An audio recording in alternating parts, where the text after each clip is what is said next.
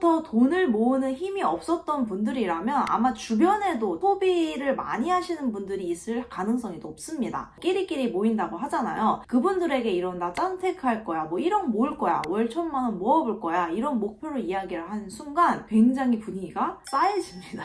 네, 안녕하세요. 최영무입니다. 오늘은 제가 1억을 모았던 경험담과 어떤 부분을 후회하는지 한번 영상으로 찍어보려고 합니다. 이 컨텐츠를 기획하게 된 계기가 어떻게 하다가 나는 월 1,000만 원까지 달성할 수 있었을까 생각을 해보니까 저의 계기는 1억 모으기부터 시작을 했었던 것 같아요. 그래서 여러분들이 부업을 시작하시는 계기가 부업을 좋아해서는 사실 아니시잖아요. 그래서 왜 이걸 하게 됐을까 생각하면 물가가 오르는데 월급이 안 올라서 그 간극을 채우기 위해서 부업을 했었던 것 같거든요. 그래서 여러분들도 그런 마음이실 것 같아서 목표를 정하실 때 그냥 부업에 머무르지 않고 얘를 확장해서 월 1,000만 원까지 가능한 사업까지 가시려면 이 1억 모으기라는 프로젝트도 같이 해보셨으면 좋겠어서 이 컨텐츠를 기획하게 됐습니다. 1억 모으기 결심하게 된 이유는요, 이 부업을 진심으로 하게 된 계기는 2019년입니다. 코로나가 시작이 되면서 해외에 가는 걸 너무 좋아했는데 해외를 갈 수 없게 된 상황이었어요. 제가 느끼기엔 한 1년 정도의 기간일 거라고 생각을 했어요. 1년 동안 어떤 걸 하면은 이 기간이 알찰 수 있을까?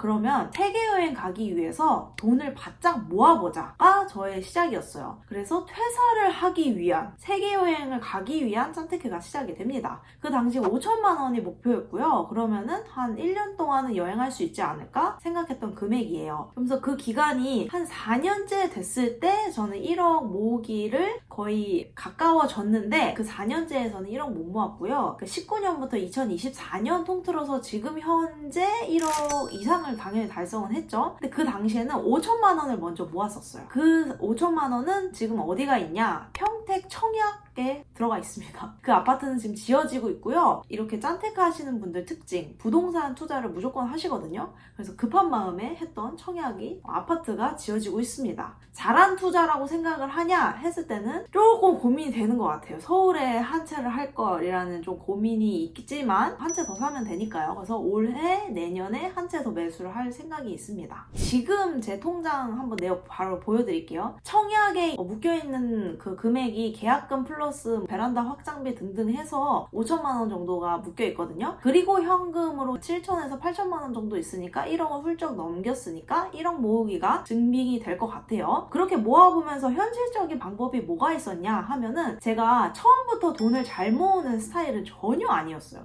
해외여행 다니는 거 좋아한다고 이야기를 드렸잖아요. 그 당시에 제가 꽂혀 있었던 게 해외여행 그리고 뭐 꾸민비로 되게 돈이 많이 나갔어요. 지금은 그렇게 막 꾸미는 거 좋아하는 스타일이 아니지만 그때는 막 속눈썹 펌 받고 네일아트 하고 막 이런 거 되게 좋아했거든요. 그럼 꾸민비로도 많이 나가서 제가 그 당시에 월급을 한 250 정도 버는데 막 300만 원씩 카드값이 나가고 그런 암흑기가 있었습니다. 여러분들한테 저도 똑같은 입장에서 시작을 했다고 알려드리고 싶어서 그 이야기를 드리고요. 1억 모으기 가장 현실적인 방법으로는요, 첫 번째는 가계부를 작성을 해야 합니다. 네, 이런 가계부 작성이 습관이 되어 있지 않으신 분들은 조금 힘드실 수 있는데 하지 않으면 내가 어디에서 불필요한 지출을 하고 있는지 알기가 쉽지 않아요. 제가 처음에 가계부를 썼을 때 가장 크게 불필요하게 지출했던 부분은 배달 음식이었거든요. 제가 월급의 반 정도를 배달 음식에 쓰고 있었더라고요. 차라리 그 돈으로 명품백을 샀으면 물건이라도 남을 텐데 배달 음식은 그냥 먹고 없어지잖아요. 그래서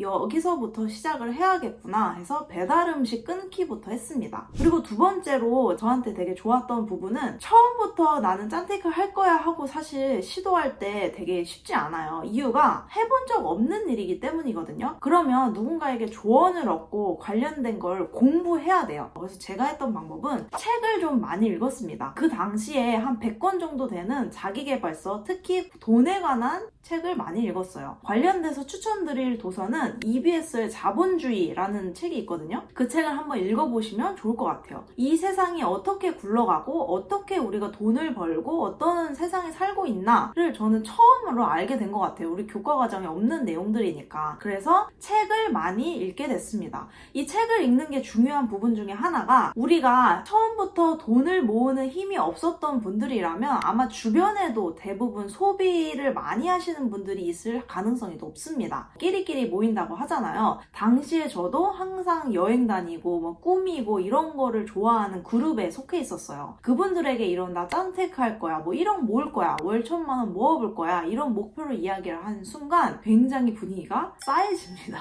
그래서 이런 이야기를 할 데가 없잖아요. 그렇기 때문에 책의 저자랑 이야기를 한다는 생각으로 책을 좀 많이 읽어보는 걸 추천을 드려요. 아무래도 돈 얘기하는 저자분들은 우리보다는 부자일 가능성이 더 높잖아요. 그래서 책을 통해서 저자와 소통을 하는 거를 추천을 드립니다. 그리고 세 번째로 가장 현실적인 방법, 사실은 부업을 해야 한다고 생각을 해요. 물론 내가 직장을 뭐 전문 직종에 있고 대기업을 다녀서 인센이 너무 잘 나온다 하시는 분들에게는 필요 없을 수도 있는데, 저는 그런 직장을 다니지 않았거든요. 일반 사무직도 아니고 정말 3D 업종이 아닐까 생각이 드는 프린터 출장 가서 설치해주는 기사 일을 했었어요. 그렇다 보니까 당연히 월급의 폭이 너무 적었어요. 그래서 이 월급이 안 오르고 물가가 오르는 이 간극을 부업으로 메꾼 스타일이에요. 그래서 가장 먼저 해본 거는 단기 임대로 월 50만 원만 더 벌어보자. 왜냐면 제가 생각을 해봤을 때 현실적으로 월급을 50만 원 매달 올리는 것보다는 월급의 부수입을 올리는 게 더 쉽겠더라고요. 그래서 저는 부업을 병행을 했습니다. 그러면서 속도가 엄청 빠르게 붙은 스타일이에요. 그래서 부업을 필수로 시작을 하는 거를 강력하게 추천을 드립니다. 그게 저에게는 되게 동기부여가 됐거든요. 그리고 네 번째로 엑셀로 내가 매년 모을 수 있는 금액을 한번 정리해보는 거를 추천을 드려요. 저는 진짜 P 성향이어서 계획을 세우는 걸 잘 못하는데도 한번 했던 그 엑셀표를 아직도 갖고 있어요. 그래서 내가 매달 모을 수 있는 우리 한정 금액이 있잖아요. 고정적으로 나가는 금액 빼고 저는 빡세게 모을 때는 한 80%는 모았거든요. 그 금액을 엑셀로 정리해서 1년에 내가 얼마를 모을 수 있는지 한번 계산을 해보세요. 저는 매달 가장 많이 모을 수 있는 돈이 월 100만 원 정도였거든요. 그러면 1년 모으면 1200만 원밖에 안 되더라고요. 이 현실을 깨닫는 순간 우리가 각성을 하게 되는 동기부여가 됩니다. 그래서 엑셀로 내가 1년에 얼마 벌 수 있는지, 그리고 5년 동안 총 벌 수 있는 금액이 얼마인지, 모을 수 있는 금액이 얼마인지 꼭 체크를 해보시길 바랍니다. 여기까지 이제 제가 돈을 모았던 방법을 좀 이야기를 드렸고요. 제 이야기를 쭉 들어보시면 현금 흐름에 굉장히 치중이 되어 있는 걸 아실 수 있을 거예요. 왜냐면 현금 흐름을 통해서 저는 제 인생이 좀 바뀌었거든요. 회사를 퇴사할 수 있게 되었고, 현금 흐름이 좀 많아지면서 돈을 빨리 모을 수 있게 되었고, 대신 좀 단점은 투자를 조금 등한시한 부분이 있어요. 제가 2024년 5월에 이걸 찍고 있는데요. 2024년, 2025년 이 2년 안에는 서울에 아파트 한 채 매수를 계획을 하고 있습니다. 이게 이루어지려면 평소에 투자 공부를 좀 많이 해놨어야 되는데 그걸 제가 잘 못했어요. 물론 지금 해서 뭐 투자하면 되겠지만 그래도 여러분들은 이 두 개를 병행을 했으면 좋겠다. 현금 흐름 만들 때 투자 공부도 병행을 해서 많이 쌓이는 순간 바로 투자를 들어갈 수 있게, 저처럼 너무 현금 흐름에 치중하지 않았으면 좋겠다라고 이야기를 드리고 싶고요. 마지막으로 이 1억 모으기에 도움을 받았던 책 한 권을 꼽자고 하면 정말 많은 좋은 책들이 있겠지만 저는 당연히 부의 추월차선이 제 인생을 바꿨다고 생각을 합니다. 부의 추월차선이라는 책을 아직 안 읽어보신 분들은 꼭 읽어보셨으면 좋겠어요. 왜 바뀌었는지 구체적으로 좀 알려드리면, 제가 영어 공부하는 것도 좋아하고 영상 편집 공부하는 것도 좋아하고 공부하는 행위 자체를 좋아하는 공부 중독자였어요. 근데 이 부의 추월차선에서 이야기하는 거는 그렇게 고학벌로 나와서 고학력자로 나와서 부자가 될 수 있는 게 맞냐 했을 때는 그거는 또 다른 영역이라는 거예요. 그래서 공부의 방향을 저는 돈을 벌고 자산가로 가는 방향으로 트는 게 책의 영향을 받았던 부분인 것 같아요. 그래서 저는 돈이 안 되는 공부는 이제는 더 이상 하지 않습니다.